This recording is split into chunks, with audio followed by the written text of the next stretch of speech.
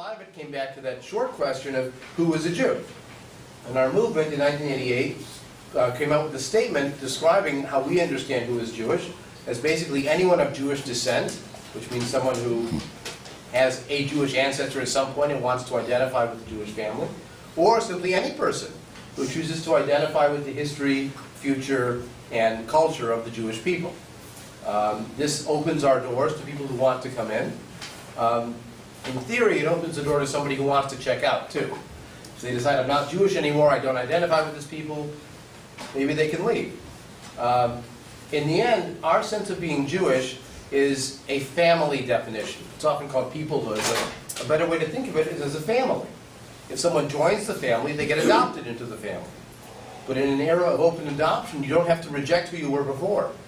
In the past, when you became Jewish, you became a Ben Abraham, a son of Abraham, a Bat Sarai, daughter of Sarah. You got a new pedigree. You had new birth rituals. You went into the water and came out. If you were men, you had a circumcision event. It was like you were being reborn. Now, you can maintain a connection with the culture of your past. You don't have to leave it behind if you're being adopted into a new family. And after all, I'm part of my wife's family. She's part of my family. Family is not an exclusive identity. So I can feel connected to the Jewish family by marriage, by origin, birth, or by adoption and joining it in that way. And so that helps to explain whether non-Jews can be converted to our approach, can someone quit being Jewish, can you be part of more than one identity at a time, and our approach, as I alluded at the beginning, that intermarriage is not a disaster in Jewish life. It's a reality and, in fact, a positive good. After all, it's a sign of a free society. And it's a sign of the decline in anti-Semitism. If they hated us, they wouldn't marry us. The next area was Judaism.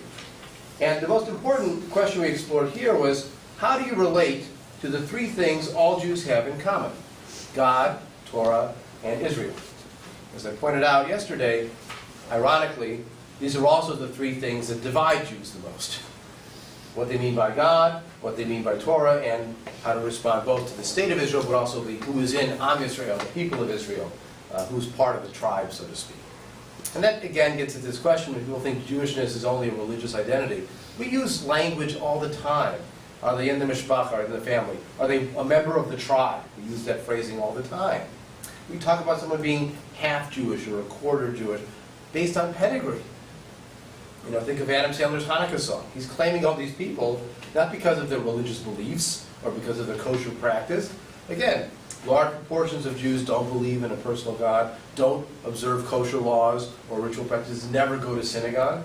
So calling Jewishness religion simply doesn't work with the behavior of Jews.